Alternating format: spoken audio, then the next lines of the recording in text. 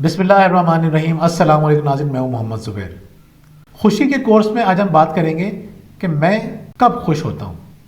جب میں لوگوں سے بات کرتا ہوں، خواتین سے، مردوں سے، تو جب ان سے پوچھا جاتا ہے کہ آپ کتنے خوش ہیں یا آپ کب خوش ہوتے ہیں، تو وہ سوچ میں پڑ جاتے ہیں۔ بعض اوقات کئی منٹ گزار دیتے ہیں وہ، اور ان کے ذہن میں بات نہیں آ رہی ہوتی کہ ان کو خوشی کب ہوتی ہے۔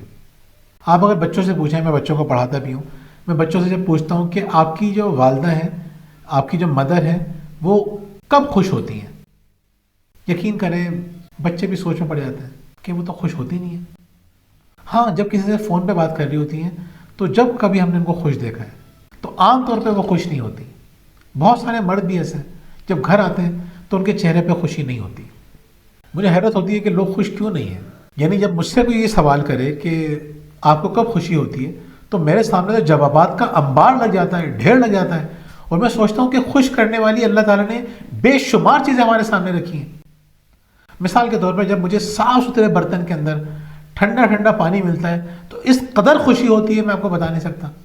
جب میری وائف میرے سامنے گرم گرم چائے لا کے رکھتی ہیں تو چائے کو دیکھ کے ہی خوشی ہو جاتی ہے، پینے کا نمبر تو بعد میں آتا ہے۔ جب میں دیکھتا ہوں کہ میرے بچے آپس میں کھیل رہے ہوتے ہیں، یا میں دیکھتا ہوں کہ میری بیوی پورے انہماک سے سب کچھ بھول کے اپنی فیملی کے لیے دل سے کھانا پکا رہی ہوتی ہے، تو مجھے بہت خوشی ہوتی ہے۔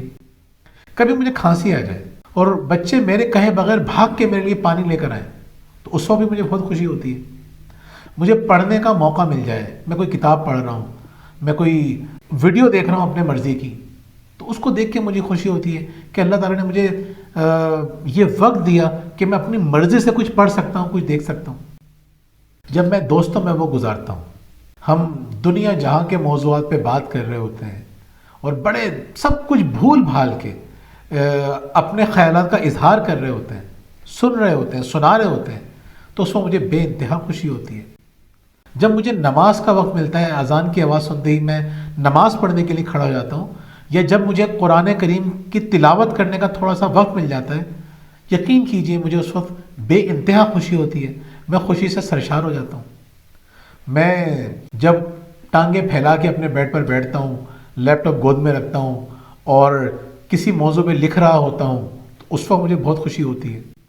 مجھے لوگوں کے لیکچر اٹینڈ کر کے یا بہت ساری جگہ پہ ٹریننگ کروا کے لیکچر دے کے بہت خوشی ہوتی ہے۔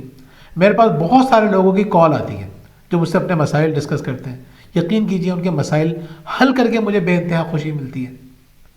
بہت سارے نا ختم ہونے والے کام ہیں، جب آپ سوچنے بیٹھتے ہیں تو آپ دیکھتے ہیں اللہ تعالیٰ آپ کو خوش ہونے کے اس قدر مواقع دیتا ہے۔ لیکن پرابلم کیا ہے؟ پرابلم یہ ہے کہ ہم سمجھتے ہیں کہ خوشی کچھ بڑے کام کر کے ملے گی، کچھ ایکسٹرا آرڈنری کام کر کے ملے گی۔ ہم سمجھتے ہیں کہ کوئی بہت بڑی چیز حاصل کر کے کسی بڑی منزل پہ پہنچ کے ہمیں خوشی ملے گی۔ دیکھیں، بڑی منزل کا خواب دیکھنا ایک اچھی بات ہے، بڑی بڑی چیزیں سوچنا اچھی بات ہے، لمبا سفر کرنا اچھی بات ہے، لیکن اس سفر کے ہر لمحے کو انجوائے کرنا، اس سے خوش ہونا، یہ بھی ہماری ذمہ داری ہے۔ ایک تو خوشی لوگوں کو وہ جب ملتی ہے جب وہ کسی منزل پر پہنچتے ہیں، لیکن ہم زندگی میں درجنوں ٹارگٹ سیٹ کرتے ہیں اور کسی ایک آدھ کو حاصل کر پاتے ہیں۔ سمجھدار انسان وہ ہوتا ہے جو سفر کے ہر قدم کو انجوائے کرتا ہے۔ کہا تھا نا ایک شاعر نے، غالباً میر تقی میر نے، سرسری تم جہان سے گزرے ورنہ ہر جا جہان دیگر تھا۔ آپ کے ہر قدم پہ ایک نئی دنیا ہے، آنکھیں کھول کے تو دیکھیے۔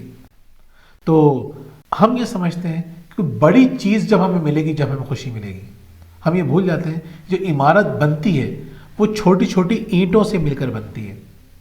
ایک نا ختم ہونے والا سمندر چھوٹے چھوٹے قطروں سے مل کر بنتا ہے۔ اسی طرح ایک عظیم، کامیاب اور خوشحال زندگی بھی چھوٹی چھوٹی چیزوں کو جوڑ کر بنتی ہے۔ تو ہمیں کیا کرنا ہے؟ ہمیں چھوٹی چھوٹی چیزوں سے لطف اندوز ہونا ہے۔ اگر ہم چھوٹی چیزوں سے لطف اندوز نہیں ہوں گے تو بڑی چیز سے بھی لطف اندوز نہیں ہو سکیں گے۔ بہت بہت شکریہ، اللہ حافظ۔